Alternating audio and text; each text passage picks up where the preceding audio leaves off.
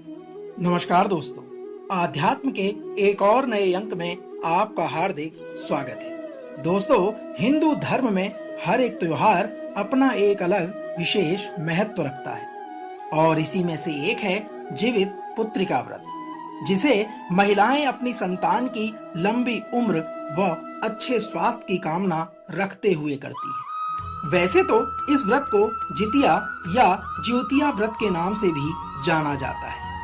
हिंदू पांचांग के अनुसार हर साल अश्विन मास के कृष्ण पक्ष की अष्टमी तिथि को जीवित पुत्रिका व्रत रखा जाता है। इस दिन माताएं निराहार व्रत रखकर व्रत का अनुष्ठान करती हैं। दोस्तों, आज के इस अंक में हम आपको जीवित पुत्रिका व्रत 2023 की तारीख, व्रत पारण का समय, शुभ मुहूर्त, इस व्रत की कथा और व्रत से जुड़े महत्व के बारे में बताने जा रहे हैं।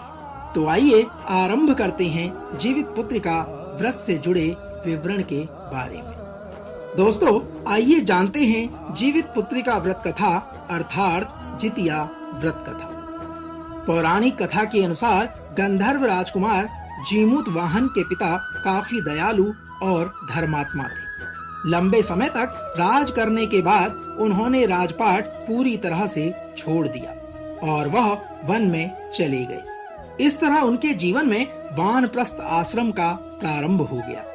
उनके राजपाट छोड़ने के बाद राजकुमार जीमूत वाहन को राजा बना दिया गया। जीमूत वाहन भी अपने पिता के ही समान परोपकारी और दयालु थे। उन्होंने काफी समय तक राज्य किया और फिर वे भी राजपाट को छोड़कर पिता के पास ही वन में चले गए। एक दिन वन में उनकी मुलाकात नाग वंश की एक बुजुर्ग महिला से हुई। उसके चेहरे पर डर के भाव थे। जब जीमूत वाहन ने उसके डर और चिंता का कारण पूछा, तब उस बुजुर्ग महिला ने बताया कि नाग वंश के लोगों ने पक्षीराज गरुड़ को ये वचन दिया है कि उनके वंश का कोई न कोई एक सदस्य उनके आहार के लिए उनके पास अवश्य आएगा और आज उसके बेटे की बारी है। इस वजह से वह काफी दुखी और डरी हुई है। बुढ़िया के इस प्रकार के वचन कहने पर जीमूत वाहन ने कहा कि बस इतनी सी बात है, आप चिंतित ना हो। आज आपका बेटा सुरक्षित रहेगा, क्योंकि उसके बदले मैं स्वयं गरुड़ देव के पास जाकर उसका आहार बनूंगा। जीमूत वाहन की बातों को सुनकर उस महिला को थोड़ी राहत मिली। फिर जिस समय नागवंश का कोई व्यक्ति पक्षीराज के पास जाता था, उस समय जीमूत वाहन भी उसके पास पहुंच गए। जीमूत वाहन ने स्वयं को एक लाल कपड़े में लपेट रखा था। फिर गरुड़ देव ने उनको अपने पंजे में जकड़ लिया और अपने साथ लेकर चले गए। उन्होंने देखा कि जीमूत वाहन रो रहे हैं और दर्द से चीख रहे हैं।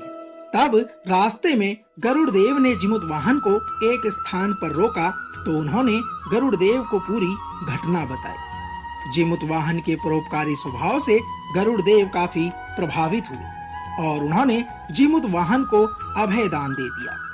इस तरह से जीमूत वाहन के प्राण बच गए। गरुड़ देव ने जीमूत वाहन को यह भी वचन दिया कि वे नागवंश के किसी भी सदस्य को अपना भोजन नहीं बनाएंगे। इस प्रकार से जो माताएं जीवित पुत्रिका व्रत के दिन यह कथा सुनती हैं, उनको पुण्य की प्राप्ति होती है और उनके संतानों की रक्षा होती है। दोस्तों, आइए जानते हैं जीवित पुत्रिका व्रत के महत्व के बारे में। क्या आप जानते हैं जीवित पुत्रिका व्रत का संबंध महाभारत काल से?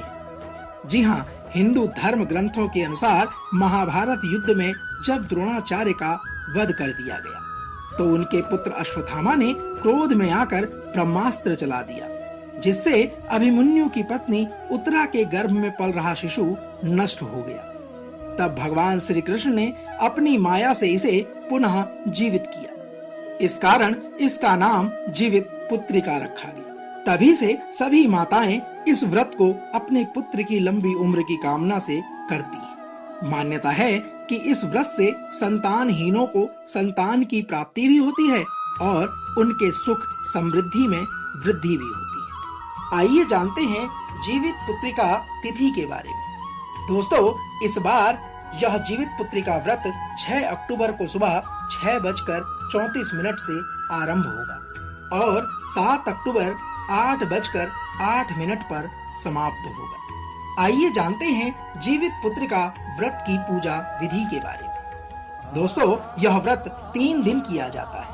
तीनों दिन व्रत की विधि अलग अलग प्रकार से होती है। पहला दिन नहाए खाए के नाम से है। यह दिन जीवित पुत्रिका व्रत का पहला दिन कहलाता है। इस दिन से व्रत शुरू होता है। इस दिन महिलाएं नहाने के बाद एक बार भोजन लेती हैं, फिर दिन भर कुछ नहीं करती।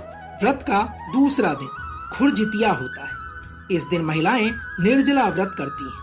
यह दिन इस व्रत में बड़ा ही विशेष माना जाता है। जीवित पुत्रिका व्रत का तीसरा और अंतिम दिन पारण का होता है। इस दिन कई लोग बहुत सी चीजें खाते हैं, लेकिन खास तौर पर इस दिन झोर भात, नोनी का साग एवं मडुआ की रोटी अथवा मरुआ की रोटी दिन के पहले भोजन में ली जाती है। इस प्रकार जीवित पुत्रिका व्रत का यह 3 दिवसीय उपवास किया जाता है।